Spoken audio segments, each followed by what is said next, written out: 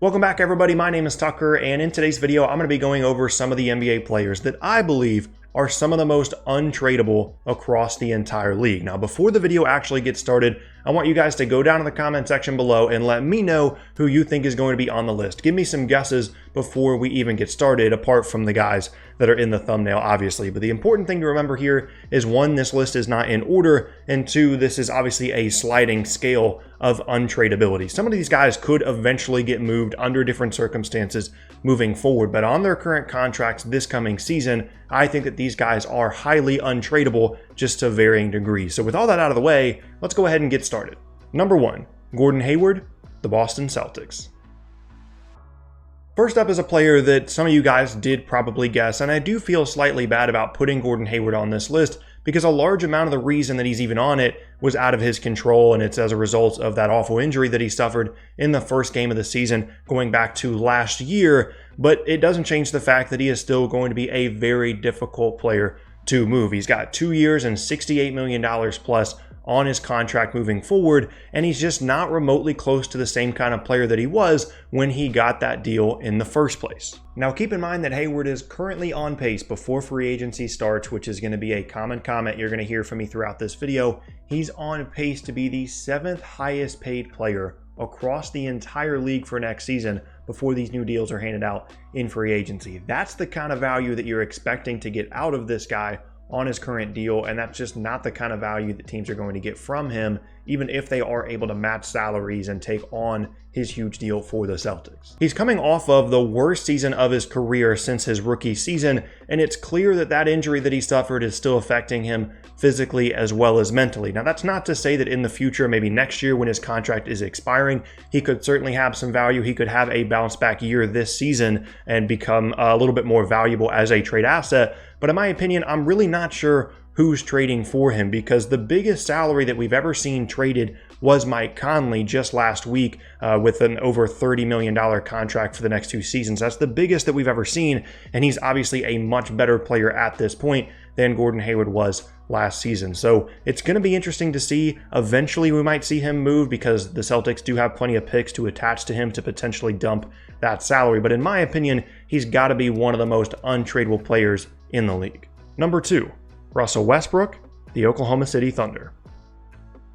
Okay, now, when I put this on the list, I firmly believe that Russell Westbrook is one of the most untradeable players in the league, but I know that the dislike ratio is going to take a hit here because I know that he has some very, very big defenders, and this is going to be a controversial selection, but just give me a chance to explain. This is a guy that turns 31 this season, has had a history of knee injuries in the past, has a game that's largely based off of athleticism that's not going to age very well, but is being paid like an all-NBA caliber player for the next 4 seasons. He has 4 years and $168 million left on his contract and is being paid over $40 million every season from 2020 on, and in the final year of his deal with a player option will be being paid $46 million in the 2022-23 season. So again, I don't want to completely crush him because he is still a very good player, but this has disaster written all over it from a contract standpoint. Because just think about it, like, let's just say for some reason they did decide to try and trade him, they put him up on the trade block.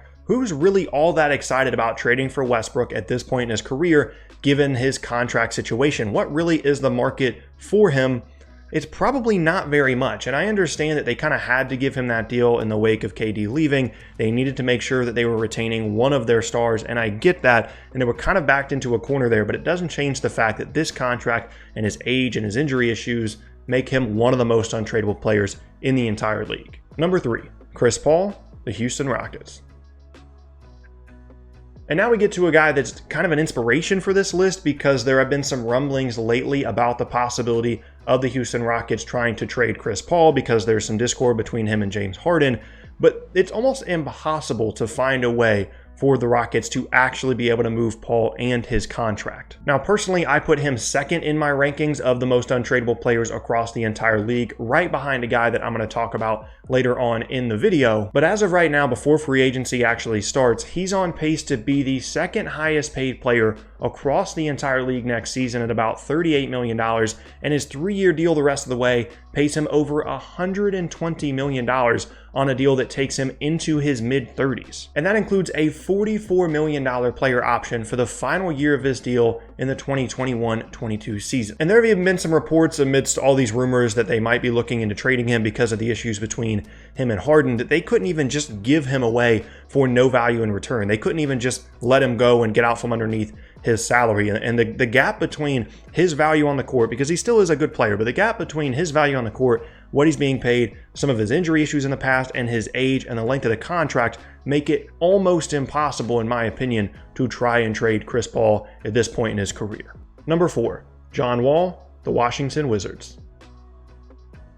And now we get to the player in John Wall that, in my opinion, is the most untradeable player across the entire league right now. He's set to start a 4-year Supermax extension next season that pays him over $160 million across that 4-year span. Wall is 29 years old, and even though there are other players across the league that are of a similar age that are on the same contract that he is moving forward, for example, James Harden, but Wall likely won't play in the 2019-20 season because of a torn Achilles. So when he does come back, he's going to be a nearly 30-year-old point guard coming off of a torn Achilles that had just missed a season and a half on a Supermax contract that pays him over $40 million a year and over $160 million across a 4-year span. And he also has similar issues on the court to what I talked about a little bit with Russell Westbrook in terms of having a game that relies a lot on athleticism that isn't likely to age well, having some injury issues in the past, specifically with his knees. And it's just all this stuff comes together to make a truly awful situation for the Wizards in terms of trying to move John Wall's contract. Like, honestly, what would it take for them to be able to dump this deal? Even though Wall in the past has been a valuable player, he certainly isn't one right now coming off of an injury. How many assets and picks and valuable players would they have to add into a trade to start to convince a team to take on a contract that is this bad? It would be, in my opinion, the single greatest general manager accomplishment in league history if the Wizards were somehow able to get out from underneath John Wall's contract. Now, I get it, he could still come back well from the Achilles and be a really good player once again, maybe even an all-NBA caliber guy, but more than likely, he's going to be lucky to come back and be like 75 to 80% of the player that earned an all-NBA team that qualified him for such a big contract in the first place a few years ago. So overall, it's just an awful situation for the Wizards to be in. Honestly, the contract was bad even before he tore his Achilles, and now it's that much worse and makes him, in my opinion, the most untradeable player in the entire NBA. Number 5, Blake Griffin, the Detroit Pistons.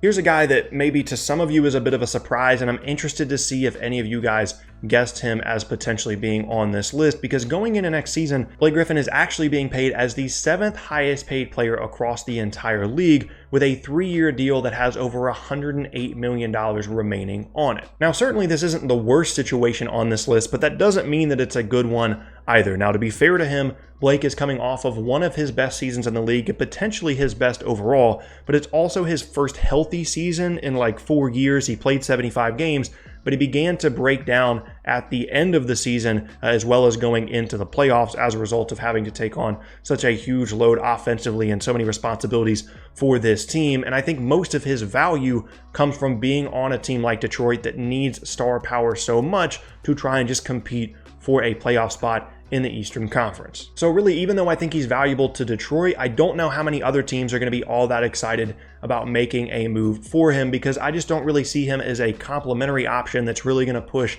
any other team over the top in terms of pushing for a championship, at least not right now. Now, maybe in 2 years when his contract is expiring, we could see him moved at the deadline, even though his salary would be pretty big at that point to be moved. It could be a similar situation to what we just saw with Mike Conley, where a team that thinks they're pretty close to contention trades for Griffin on an expiring contract, and the Pistons just want to get out from under that money. That could maybe make sense in the future, but as of right now, I just don't really see any way that he ends up getting traded, although I think it's slightly more likely than pretty much everybody else on this list because he is coming off of such a good season. But again, if they put him on the trade block right now, given his injury issues and his age and his contract, I'm really not that certain that the offers that came in, if any of them came in, would be all that exciting for Detroit. And there you have it. That is going to be the end of today's video, and I thank you all very much for watching. Once again, my name is Tucker. If you missed any of my previous videos, then be sure to check out the boxes on screen. Thanks again, and I'll see you all next time.